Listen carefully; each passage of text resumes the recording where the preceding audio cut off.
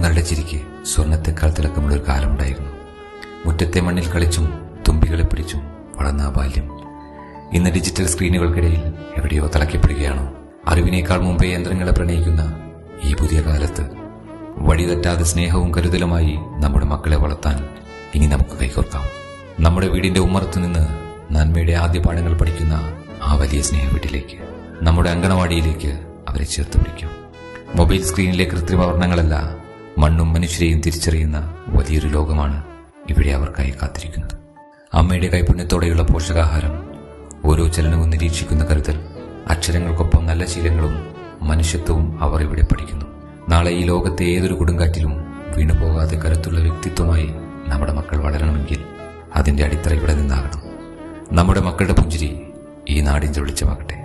അങ്കണവാടി പ്രവേശനോത്സവത്തിലേക്ക് കുരുന്നുകൾക്ക് ഏവർക്കും സ്വാഗതം.